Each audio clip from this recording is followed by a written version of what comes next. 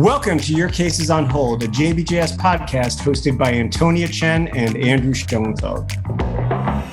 Here, we discuss the science in each issue of JBJS with an additional dose of entertainment and pop culture. Take us with you in the gym, on the commute, or most certainly, whenever your case is on hold. Welcome back to another episode of Your Case is on Hold. I'm Antonia Chen, Deputy Editor of JBJS, recovering from the American Association of Hip and Knee Surgeon meeting still. And you are? I'm Andrew Schoenfeld, Deputy Editor for Methods at JBJS. This is the holiday season, of course. It's upon us. So hopefully all the orthopedic readers have been good this year so that they get handed out cases ready to go and not cases that are on hold. I've heard that you, Antonia, will be visited this year by three ghosts: the ghost of JBJS editor past, the ghost of JBJS editor present, and the ghost of JBJS editor yet to come. So the past would be Dr. Heckman with his editor's pen, like completely rewriting your paper after it was accepted. And then present will be Dr. Swinkowski discussing your paper with Dr. Bhandari on Ortho Joe. And the ghost of JBJS editor-in-chief future is probably the scariest one of all. Is it a robot? That's a good guess. Maybe it will be a robot. An awesome Christmas present. My editor-in-chief, my JBJS editor-in-chief robot. It's like, this paper's terrible. Reject. Cut. You're like a Dickensian orphan. You're like, please, sir, can we discuss the orthopedic research now? So much to look forward to. As you can tell in this podcast, these opinions are clearly our own and do not represent anyone else in the JBJS editorial board or in JBJS. And we are actually sponsored. What's that? We are sponsored by JBJS clinical classrooms. They are seeking orthopedic surgeons with 5 years of experience following residency or fellowship to join the team. So if you are interested, please email customer support at jbjs.org to learn more. Without further ado. But at the end of the meeting with the editor-in-chief of JBJS Future, you'll be like, I'm so sorry. I don't want my papers discussed on your cases on hold. I won't overfit my statistical models. I won't say it's level 2 evidence because it was prospectively collected retrospective data. I'll properly grade it as level 4. That's right. Be careful of the wrath of your cases on hold. Dun, dun, dun. Well, on the opposite side of wrath, we can talk about top of the pile. What good things do we have that are top of the pile that we like to highlight here? So many holiday treats. Ooh, it is. It's like those nuggets that you find in your stocking. Hopefully not coal though. Right. I don't know what nuggets you're getting in your stocking. Like Hershey nuggets, those like chocolate nuggets. I'm a sugar junkie, so I can't say anything besides sugar stuff. So top of the pile, low molecular weight heparin is superior to aspirin in prevention of thromboembolic disease. Or is it?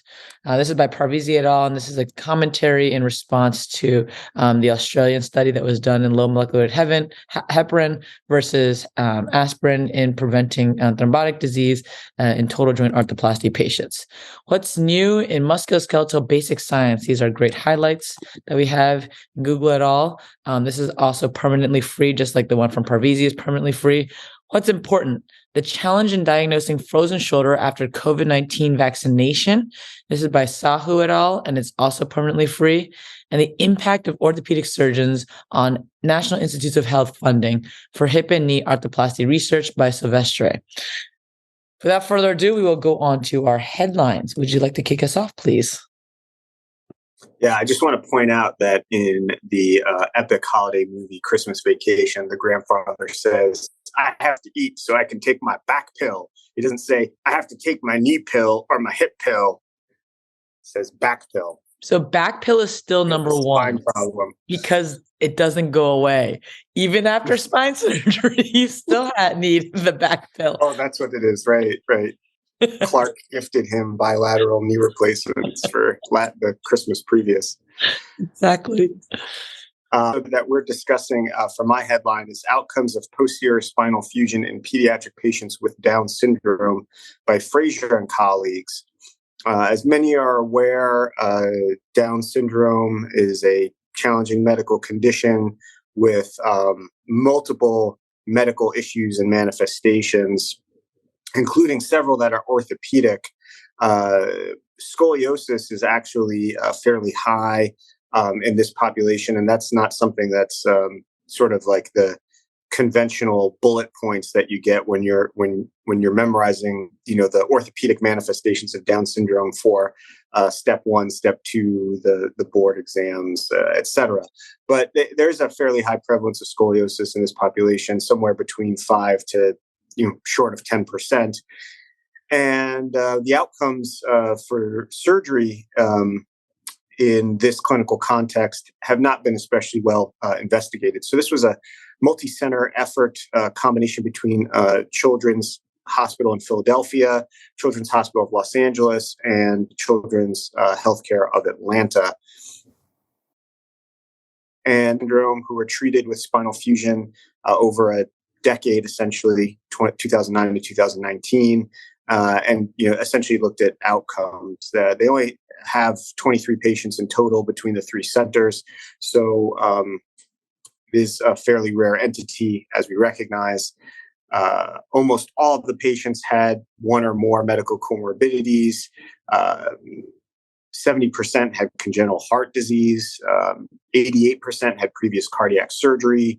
So these are high-risk patients. They're medically frail patients, and consequently, perhaps not surprisingly, there is a high risk of postoperative complications, about 50%, including implant failure, pulmonary complications, wound dehiscence, surgical site infections, pseudoarthrosis. So ultimately, as compared to historic literature, complications are more frequent in this population than in children who have adolescent idiopathic scoliosis and do not have Down syndrome. And the complication rate is certainly higher than would be considered standard for the average case. Obviously, these are from 3 centers that are highly specialized. It's over the course of the last decade. So there's a potential for selection, indication, cluster bias, expertise bias, however you want to look at it.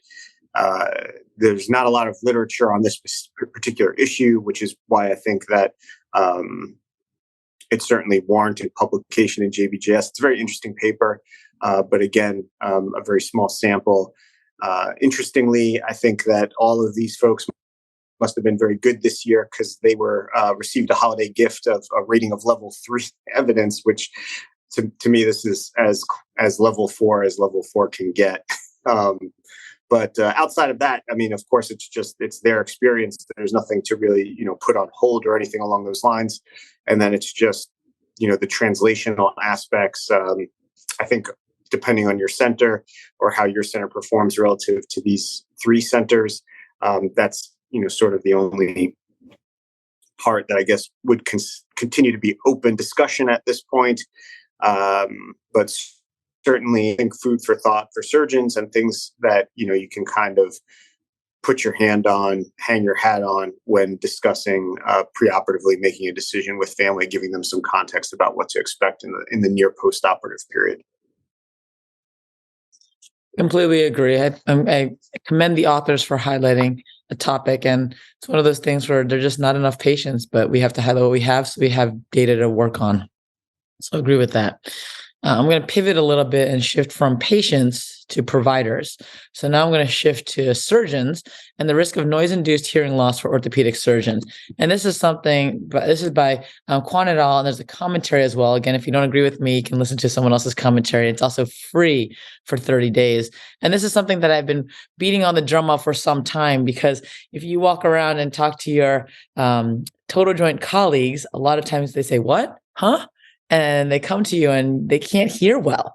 And so this group of authors looked at noise and in the operating room And they didn't actually correlate it to hearing loss, right? So that's the one biggest thing I would say that would have been nice to see, is test the surgeons who were in the operating room who were being exposed to this noise, but they look at the threshold of noise. And OSHA defines noise exposure as hazardous if you're exposed to a time-weighted average, and they use TWA throughout the article, of 90 decibels over an 8-hour period. So if you're getting a continuous stream of noise over 8 hours, over 90 decibels, that's truly problematic.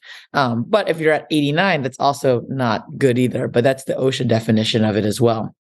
So what I like about this is that the authors went into a bunch of different operating rooms and sampled noise in different settings. So, they looked at hand, foot and ankle, shoulder and elbow, spine, sports medicine, adult reconstruction. And of course, we all know that there's different procedures throughout these different subspecialties, but it's good at least to get a representation in not just one area. And they went into the operating room with no one around and got some background ambient noise. Now, the anesthesia machine is still on, but nothing else is on. And we know we're all that's how to put it, guilty of doing things like listening to music, having loud power tools. And this is what drew us to orthopedics in the first place. But at the same time can have a hazardous side effect of noise. So they found out that the procedure with the highest noise dose was a microdiscectomy.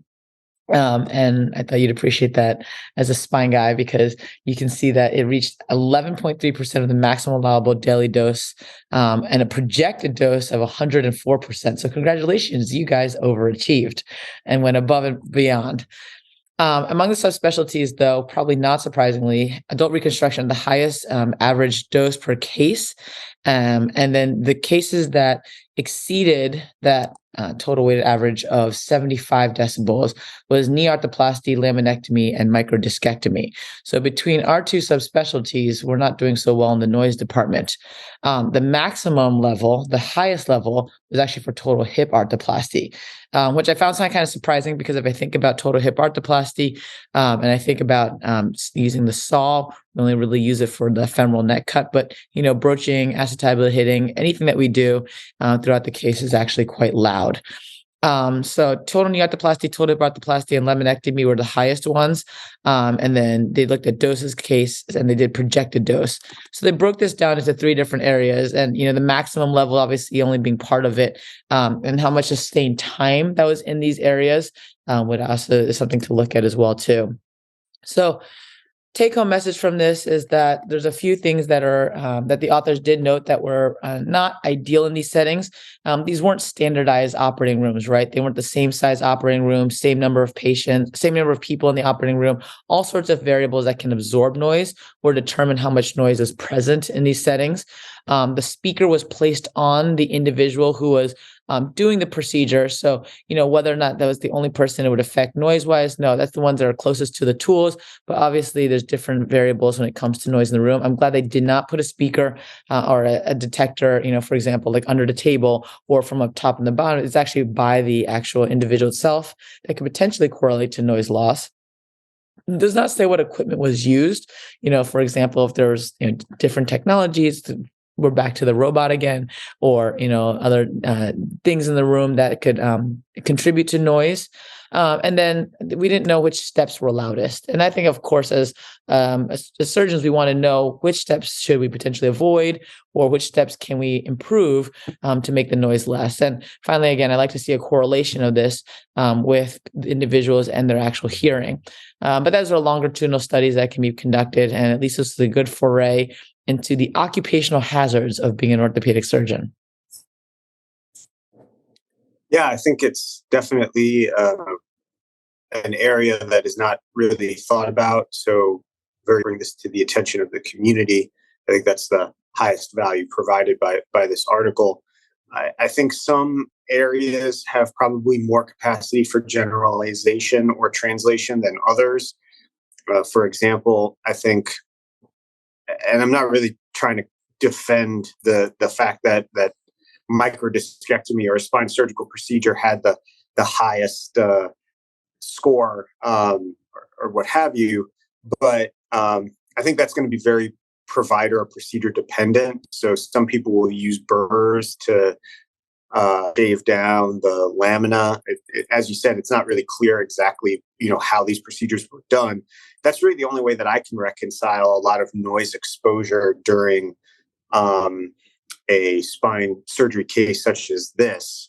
I have to assume it's coming from the use of a burr, because if you're using just rongeurs or other instruments, they're not really making a lot of noise. The noise comes from, as you say, from either saw, drill, and some people do use drills for pedicle screws and things like that. But again, this is a microdiscectomy, so there aren't pedicle screws being placed. So that one I think is probably provider dependent and not translational across all discectomy or microdiscectomy procedures. I do think that probably the arthroplasty cases, how they're done in one place is very similar to how they're done in others, and it's the use of the bone saws and then the mallet to hammer in, prepare the femur, prepare the acetabulum, and all of those components. So something else to consider in terms of occupational safety in the OR. But you bring up a good point in that it would be very interesting to compare the noise levels in those two settings, and then those who use the burr may say, "Hey, it might be worth my hearing to use rongeur in those settings," right? So potentially giving them different metrics by say, and they highlight this too, and that shoulder surgery, for example, shoulder surgery is a broad category. You could have a scope, or you could have a total shoulder arthroplasty, right? So those two different areas are very different, and maybe how we do things in one way might be beneficial in another way. But we're obviously looking only at sound as a variable. There's multiple other variables that go into what technique you do to do surgery. So.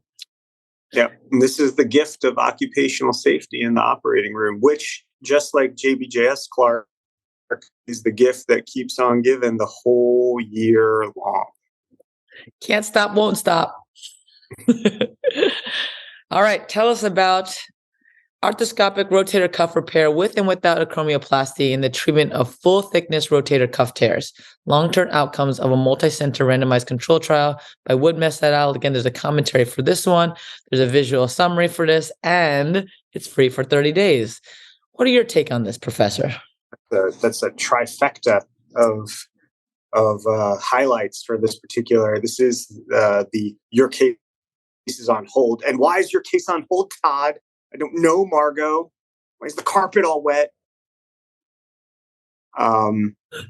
So this study is a follow-on study from original work conducted between 2003 and 2011.